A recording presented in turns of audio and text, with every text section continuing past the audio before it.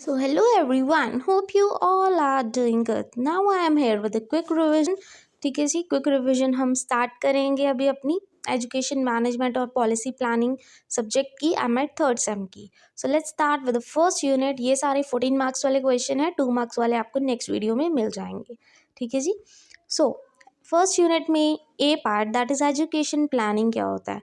तो education planning क्या होता है? प्रोसेस होता है of planning, organising, evaluating to accomplish the goals of institution by the use of human and material resources. जब हम कोई भी मटेरियल यूज़ करके क्या करते हैं, उन गोल्स को पूरा करना चाहते हैं जो एजुकेशन से रिलेटेड है. राइट. 5 प्रिंसिपल्स हैं जो दिमाग में रखने हैं: planning, organising, coordinating, commanding and controlling. इसके स्कोप्स क्या है, कहाँ कहाँ काम आएगी एजुकेशन मैनेजमेंट. ठीक है. तो देखिए जी, management proper financing and budgeting देखती है, maintain the school records, discipline maintain करने में, इंफ्रास्ट्रक्चर मेंटेन करने में, मिड डे मील्स प्रोवाइड करने में, ऑर्गेनाइज करना है फेयर्स, हॉस्टल्स वगैरह और लाइब्रेरी ऑर्गेनाइज करनी है. तो ये सारा काम किसका होता है? एजुकेशन मैनेजमेंट का होता है.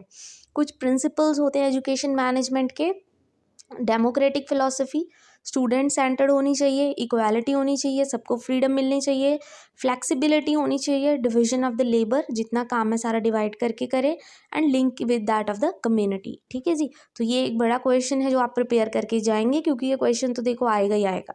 Then comes with the C part. C part में ऑर्गेनाइजेशन क्लाइमेट क्या होता है. क्लाइमेट क्या होता है? क्लाइमेट होता है हमारा आसपास, हमारा इन्वायरमेंट. ऑर्गेनाइजेशन का मतलब जहाँ पे आप काम कर रहे हो वहाँ का जो क्लाइमेट है वो कैसा है. ठीक है. ये ज़्यादातर फोकस करेगा कि इंडिविजुअल सेटिस्फाइड है, उसकी ग्रोथ हो रही है, क्या वो ऑर्गेनाइजेशन अच्छी है, कहाँ यहाँ का एटमॉस्फेयर अच्छा है, क्या उससे जो इंडिविजुअल है वो ग्रो अप कर रहा है, लैग बिहाइंड तो नहीं कर रहा. ये सब चीज़ें ध्यान में रखनी है, वो एटमॉस्फेयर पे डिपेंड करती है. ये एक लॉन्ग लास्टिंग परसेप्शन होती है इंडिविजुअल की. इंडिविजुअल के दिमाग में छप जाता है कि यहाँ पे मैंने काम किया था और ये जो जॉब है ये ऐसी है, यहाँ पे मैनेजर ऐसा है, यहाँ पे मैनेजमेंट ऐसी है. तो ये सब चीज़ें दिमाग में चलती रहती हैं. ठीक है. 4 तरह के क्लाइमेट्स होते हैं: रूल ओरिएंटेड, जहाँ पे सिर्फ रूल ही रूल होता है, सिर्फ रूल्स एंड रेगुलेशन मानते हैं. ह्यूमन सेंट्रिक, जो जो इंडिविजुअल्स होते हैं उनको इम्पोर्टेंस दे ऑर्गेनाइजेशन. फिर इनोवेशन, जहाँ पे उस ऑर्गेनाइजेशन जहाँ पे क्या है ज़्यादा इनोवेशन को इम्पोर्टेंस दी गई हो. गोल ओरिएंटेड होता है जहाँ पे गोल्स को ही फुलफिल करना है सिर्फ. तो स्ट्रैटेजीज क्या है for maintaining healthy work environment. अच्छा वर्क इन्वायरमेंट चाहिए तो कौन सी स्ट्रैटेजीज अपनानी चाहिए? पहले तो क्लियर एक्सपेक्टेशंस होनी चाहिए सबसे, प्रॉपर टेक्नोलॉजी का यूज़ होना चाहिए, division of the labour work, roles and responsibilities होनी चाहिए सबकी, कम्युनिकेशन अच्छा होना चाहिए, प्रेज एंड रिवॉर्ड सबसे ज़्यादा ज़रूरी है. ठीक है जी. इससे साथ हमारी यूनिट 1 कंप्लीट हो गई है, तो इसको 14 मार्क्स में अच्छे से करके जाना. Now come with the second unit. Second unit में क्या है? एक ऑर्गेनाइजेशनल चेंज वाला टॉपिक है और एक लीडरशिप वाला टॉपिक है. That's important one. ठीक है. डेवलपमेंट वाला जो टॉपिक है उसको मैंने 2 मार्क्स में आपको करवा दूंगी प्रिपेयर. देन ऑर्गेनाइजेशन चेंज क्या होता है? जब भी किसी ऑर्गेनाइजेशन में जहाँ पे आप काम कर रहे हो, ठीक है, as a teacher, as an employ, whatever it is, तो वहाँ पे जो भी मॉडिफिकेशंस होती हैं, जो भी ट्रांसफॉर्मेशंस होते हैं, मे बी स्ट्रक्चर में चेंज आए, मे बी वर्किंग आवर्स में चेंज आए, मे बी वहाँ पे टेक्नोलॉजी का चेंज हो सकता है, कोई भी चेंजेस हो सकते हैं. ठीक है. और नेसेसिटीज़ क्या हो जाती हैं ऑर्गेनाइजेशन चेंज की, कि क्यों ऑर्गेनाइजेशन में चेंजेस लेके आने ज़रूरी हो जाते हैं? कुछ एक्सटर्नल फैक्टर्स हैं और कुछ इंटरनल फैक्टर्स हैं. एक्सटर्नल फैक्टर्स कैसे हो गए? जैसे टेक्नोलॉजी में चेंजेस आ रहे हैं तो ऑर्गेनाइजेशन में भी चेंज लेके आना ज़रूरी है. मार्केटिंग कंपटीशन बहुत ज़्यादा बढ़ रहा है. ठीक है. एजुकेशन वगैरह अच्छी है तो उस वजह से उस अकॉर्डिंग हमें ऑर्गेनाइजेशन में चेंज लेके आना पड़ेगा ताकि सबको एजुकेट कर पाएँ. और लॉज एंड ऑर्डर्स भी चेंज होते रहते हैं. ठीक है. इंटरनल फैक्टर क्या है कि change in the number of personnels. But issues क्या क्या आ जाते हैं ऑर्गेनाइजेशन चेंज करते टाइम? ठीक है. लैक ऑफ कम्युनिकेशन, कम्युनिकेशन अच्छा नहीं है तो ऑर्गेनाइजेशन में चेंज कैसे आएगा अच्छे से? क्लैरिफिकेशन नहीं है, प्रॉपर कोऑर्डिनेशन नहीं है, लीडरशिप नहीं है, इनोवेशन नहीं है और मोटिवेशन नहीं है. ठीक है. और मैंने आपको बताया था इसका प्लस पॉइंट, जो इश्यूज़ हैं उसको उल्टा करके स्ट्रैटेजीज बना लो कि कैसे हम इम्प्लीमेंट कर सकते हैं. ठीक है. प्रॉपर लीडरशिप होनी चाहिए, proper coordination, proper motivation and proper communication. ठीक है. It will save a lot of time. Then C part पे आते लीडरशिप क्या होती है. तो लीडरशिप क्या होती है, किसी भी पर्सन की एबिलिटी या ग्रुप ऑफ पीपल की एबिलिटी, ताकि वो दूसरे लोगों को गाइड कर सके, ठीक है। एजुकेशन लीडरशिप किसको कहते हैं हम, it's also known as teacher leadership. जैसे टीचर हमें लीड करते हैं, गाइड करते हैं, तो वो भी क्या है, एक लीडरशिप क्वालिटी ही है उनकी, ठीक है। नेचर कैसा होता है एक लीडर का, be a good listener, give solution to every problem, inspiring होते हैं, कम्युनिकेशन स्किल्स अच्छी होती हैं, इनकरेज करेगा इनोवेशन को और interpersonal skills. Trades and skills क्या होता है कि इफेक्टिव लीडर की, अगर एक अच्छा लीडर है तो उसमें कौन सी खूबियाँ होती हैं। गुड कम्युनिकेटर होता है, वो अच्छा लिसनर होता है, इंस्पिरेशन होता है सबके लिए, सेल्फ इवेल्युएट करता है, वो टीम बिल्डिंग की बात करता है हमेशा, इमोशनली बैलेंस्ड रहता है और अकाउंटेबिलिटी एंड रिस्पॉन्सिबल, ठीक है। टाइप्स ऑफ लीडरशिप के हैं कौन कौन से हैं, तो वो ऑटोक्रेटिक लीडरशिप जिसमें टीचर सेंटर्ड हो, ठीक है। डेमोक्रेटिक जिसमें दोनों ही टीचर और स्टूडेंट पार्टिसिपेट करें। पेस सेटिंग जब दूसरों के लिए जो इंस्पिरेशन की तरह काम करे। लेजल फेयर में क्या होता है कि लीडर तो होता है वहाँ पे, बट वो क्या कहता है लोगों को कि तुम खुद ही करो, तुम खुद ही सोल्यूशन निकालो इसका। पैटर्नलिस्टिक जब एक लीडर एक पापा की तरह काम करे, ठीक है, आपको गाइड करे अच्छे से। Then come the third unit, third unit में से ये पॉलिसीज अच्छे से कर लेना, इंपॉर्टेंट है 14 मार्क्स में। जो नेशनल पॉलिसी ऑफ एजुकेशन सबसे पहले स्टार्ट की थी इंदिरा गांधी ने 1668 में, राजीव गांधी ने 86 में, और फिर मोदी जी आए 2020 में। एनपी क्या इंक्लूड करती, क्या कहती है NP, national policy of education की इक्विटी हो, फ्लेक्सिबिलिटी हो, क्वालिटी अच्छी हो, क्रिटिकल थिंकिंग डेवलप हो, बच्चे की कंसेप्चुअल क्लैरिटी हो, राइट। नीड एंड इम्पॉर्टेंस क्यों ज़रूरी है, सेफ लर्निंग इन्वायरमेंट बनाने के लिए, वैल्यूज़ इनकलकेट करने के लिए, बच्चे की क्रिटिकल थिंकिंग डेवलप करने के लिए, इक्वालिटी के लिए, होलिस्टिक डेवलपमेंट के लिए और बच्चे की स्किल डेवलपमेंट के लिए। अब डिटर्मिनेंट्स कौन कौन से हैं, मतलब बैकवर्ड फोर्सेस कौन लगाते हैं कि क्यों हमें ये सारी चीज़ें चाहिए, अच्छी एजुकेशन चाहिए, क्यों चाहिए, सोसाइटी को ध्यान में रखते हुए, economic reasons, culture, political aspects, parental education as well as physical activities, ठीक है जी। Now come with the fourth unit. तो फोर्थ यूनिट में हमारे दो टॉपिक्स हैं। अप्रोचेस, वो तो फॉर श्योर 100% गारंटीड है कि आएंगी ही आएंगी, तो उसको अच्छे से कर लेना। और दूसरा क्या है हमारे पास, short term and long term goals, ठीक है। So it's up to you. Approaches तो देखो आपके पास कोई ऑप्शन नहीं है, अप्रोचेस आएंगी ही आएंगी, तो ये तो करना ही पड़ेगा। तो सबसे पहली अप्रोच है सोशल डिमांड अप्रोच। तो मतलब सोसाइटी की नीड्स क्या हैं वो इसमें ध्यान रखी जाती हैं, जबकि जो एजुकेशन है सबका राइट है एजुकेशन पर, तो ये चीज़ ध्यान में रखी जाती है कि सोसाइटी को क्या चाहिए, किस तरह की एजुकेशन चाहिए, और फिर वो एजुकेशन सबको प्रोवाइड की जाती है, प्रॉपर फैसिलिटीज़ प्रोवाइड की जाती है एज़ पर द डिमांड्स, ठीक है। तो ये क्या है, एक बेसिक ह्यूमन राइट है सबका, दिमाग में रखा जाता है कि रिक्वायरमेंट्स क्या हैं एजुकेशन की सोसाइटी में, बच्चों को कौन सी फैसिलिटीज़ चाहिए। ये एजुकेशन को एज अ सोशल सर्विस मानता है ताकि सबको क्या है एजुकेशन मिले। तो इसके एडवांटेजेस क्या हुए, ये प्लानर्स को बताता है कि कितनी प्लेसेस चाहिए, क्या क्या फैसिलिटीज़ चाहिए एजुकेशन प्रोवाइड करने के लिए, ठीक है। Then meets the need to satisfy demand of the general public, तो जनरल पब्लिक की जो डिमांड है एजुकेशन की उसको भी फुलफिल करता है, बट लिमिटेशंस भी साथ में फ्री आती हैं एज यू ऑल नो। पहला, ये सिर्फ क्या है बट इस चीज़ पे फोकस करता है कि सबको क्या है एजुकेशन दी जाए, ये नहीं देखता कि आगे इसका इकोनॉमिक बेनिफिट क्या हो सकता है इन्वेस्ट करने में। No control on the price of education, cost of education तो उतनी ही है ना, चाहे सेटअप जितना मर्जी कर लो आप, तो ये एक लिमिटेशन हो जाएगी। Then comes a man power approach. तो मैन पावर अप्रोच क्या करती है, ये फोकस करती है डेवलपमेंट ऑफ द स्किल्स पर, ठीक है। जिसकी आजकल शॉर्टेज है, मतलब फ्यूचर में डिमांड हो सकती है, जो इंडिविजुअल है उनको पढ़ा रहे हो आप, उनमें प्रॉपर स्किल्स इनकलकेट करनी है ताकि आगे जाके उनको अपॉर्चुनिटीज़ मिले, एम्प्लॉयमेंट मिले, प्रॉपर जॉब्स मिलें, ठीक है। बैलेंस है मतलब डिमांड एंड सप्लाई के बीच का, ये एडवांटेज क्या है, it reduce level of unemployment, unemployment कम हो जाएगी, सबको जॉब्स मिलेंगे and supply and demand balance में रहते हैं, ठीक है जी। देन का कम द रिटर्न और इन्वेस्टमेंट अप्रोच। रिटर्न या इन्वेस्टमेंट अप्रोच में क्या होता है कि जितना आपने एजुकेशन ली, ठीक है, अब आपको फ्यूचर में उसका बहुत फ़ायदा हो रहा है, ठीक है, इन्वेस्टमेंट के साथ, investment in oneself and in one's future, increase in the earning potential skill, जैसे कॉलेज डिग्री है एक आपको डिग्री चाहिए जिसके लिए क्या है आपको आगे जाके बहुत अच्छी जॉब मिल रही है, तो आपने क्या किया, पहले अच्छे से पढ़ाई की, फिर जाके आपको वो प्रॉपर जॉब मिली। ठीक है, तो इन्वेस्टमेंट तो हुई ना कहीं। इसके कुछ 5 की फीचर्स है जो ध्यान में रखने हैं। पहले तो अपफ्रंट कॉस्ट, ठीक है, पैसे तो लगेंगे ही जब पढ़ोगे आप।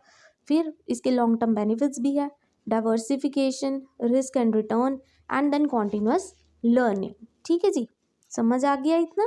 नाउ नेक्स्ट होती है according to the person, according to their minds, मतलब शॉर्ट टर्म और लॉन्ग टर्म प्लान्स के अकॉर्डिंग चले तो उसके पहले हमें पता होना चाहिए प्लानिंग क्या होती है। जैसे हमने कहीं पे घूमने जाना है या कहीं पे भी जाना है हमने, तो उससे पहले हम प्लानिंग करते हैं।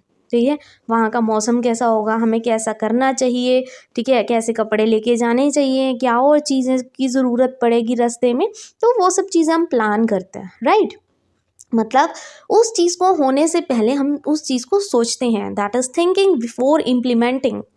क्या सोचते हैं, what to do, when to do, how to do, where to do and why to do, हमें वो क्यों करना है। ठीक है जी, तो ये सब चीज़ें हमारे माइंड में चलती होती हैं, वो होती है प्लानिंग। अब एजुकेशनल प्लानिंग क्या होता है, तो देखिए जब एजुकेशन सिस्टम हम सेटअप करते हैं तो हम बहुत सारी चीज़ें प्लान करके चलते हैं। पहली मेन चीज़ तो वही होती है, हम प्लान करते हैं कि एजुकेशन सबको मिले, प्रॉपर एजुकेशन मिले, कोई भी मतलब एजुकेशन के बिना ना रहे, प्रॉपर उनको फैसिलिटीज़ मिले। ये सब चीज़ें हम बाकी यूनिट्स में करके आ चुके हैं। राइट, तो अभी उसकी सिग्निफिकेंस क्या होती है, अगर हम प्लान करके चलते हैं तो उसकी इम्पोर्टेंस क्या होगी। पहला, to make the programme and education institute और ऑर्गेनाइजेशन अ ग्रेट सक्सेस। ठीक है, प्लान करके चलोगे हर एक चीज़ को तो वो क्या सक्सेसफुल ही रहेगी। ठीक है, वरना आप खुद उलझे रहोगे बिना प्लानिंग के। तो प्रॉपर एजुकेशनल प्लानिंग के साथ क्या होगा, आपका टाइम बचेगा, एफर्ट बचेंगे और मनी भी बचेगा। राइट, फिर education planning is a sound method. अगर हमने एजुकेशन प्रॉब्लम्स को सॉल्व करना है bye avoiding the trial and error method. ठीक है, हम क्या करते हैं, ट्रायल और एरर मेथड यूज़ करते हैं, उस चीज़ को बार बार ट्राई करते हैं। बट द थिंग इज़, क्यों ना हम उसको पहले ही प्लान करके रखें ताकि जो प्रॉब्लम्स आएँ तो वो इजीली सॉल्व आउट हो जाएं। Right, then education planning is useful कहाँ पे, for the best utilisation of resources, कि जो हमारे पास रिसोर्सेज अवेलेबल हैं उनको बेस्ट यूटिलाइज करके यूज़ करके हम क्या है सबको अच्छी एजुकेशन प्रोवाइड कर पाएँ। ठीक है जी, नाउ एजुकेशन प्लानिंग बहुत ज़्यादा इम्पॉर्टेंट है so as to help the students, ताकि स्टूडेंट्स की हेल्प हो सके, उनको अपॉर्चुनिटीज़ मिल सके, ताकि वो एक्सप्लोर कर पाए अपने इंटरेस्ट को और अपनी स्किल्स को डेवलप कर पाए। अब पता लग गया एजुकेशन प्लानिंग क्या होती है, बच्चों को अपॉर्चुनिटीज़ देनी, उनको प्रॉपर एजुकेशन देनी ताकि उनके इंटरेस्ट डेवलप अप हो और उनकी स्किल्स भी डेवलप हो। राइट, अब कुछ शॉर्ट टर्म गोल्स होते हैं और कुछ long term goals. For example जैसे मैंने एक शॉर्ट टर्म गोल रखा, शॉर्ट टर्म गोल मीन्स जो मुझे सिर्फ एक हफ्ते तक कंप्लीट करना है या सिर्फ एक हफ्ते तक रहेगा मेरा वो गोल, कि कैसे मुझे डेली रूटीन में मॉर्निंग में जैसे उठ के क्या है पानी पीना है। ये तो शॉर्ट टर्म गोल है, आगे जाते जाते मैं खुद आलस में पड़ जाऊंगी कि मुझे नहीं पीना, वो शॉर्ट टर्म गोल हो गया। ठीक है, कैसी मैं रूटीन फॉलो करूँगी, हम स्टार्टिंग में करते हैं ना कि हाँ आज से मैं यही रूटीन फॉलो करूँगा, बट एक हफ्ते बाद 2 हफ्ते बाद फिर से हम वहीं पे आ जाते हैं, तो वो शॉर्ट टर्म गोल्स होते हैं। राइट, एंड जॉब चेंज करना, अगर प्रोफेशन की बात की जाए, जॉब चेंज करना ये भी क्या है, शॉर्ट टर्म गोल है। ठीक है, इससे मतलब कोई लॉन्ग टर्म फ्यूचर में तो कोई बेनिफिट नहीं हो रहा आपके। राइट, तो ये चीज़ें ध्यान में रखनी है कि शॉर्ट टर्म क्या होते हैं, लॉन्ग टर्म होते हैं कि जो हम अब कर रहे हैं ना उसका फ़र्क फ्यूचर में जाके दिखेगा। मतलब लॉन्ग टर्म के लिए अगर मैं अपने अभी पढ़ रही हूँ, हम एमएड कर रहे हैं, आप एमएड कर रहे हो, क्यों कर रहे हो, आप चाहते हो आपका नेट का पेपर क्लियर हो, आप जाके प्रोफेसर लगो, ये सब चीज़ें बहुत मतलब फ्यूचर के बारे में सोच रहे हो, आप अपनी अर्निंग के बारे में सोच रहे हो, जो लॉन्ग टर्म गोल है।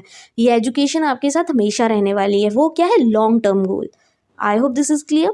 तो शॉर्ट टर्म गोल्स क्या होते हैं, goals that take few days और द वीक टू अचीव।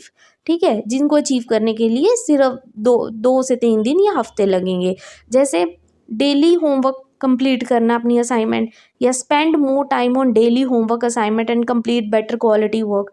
ये तो सिंपल सी बात है, होमवर्क कंप्लीट करना, फ्यूचर तक कंप्लीट थोड़ी करते रहोगे आप। ठीक है, तो ये शॉर्ट टर्म गोल है सिर्फ, कि जो आपको अपना गोल अचीव करना है, मैम ने असाइनमेंट दी है, हफ्ते में बना के चलो जी साइड पे होना, ये होगा शॉर्ट टर्म गोल।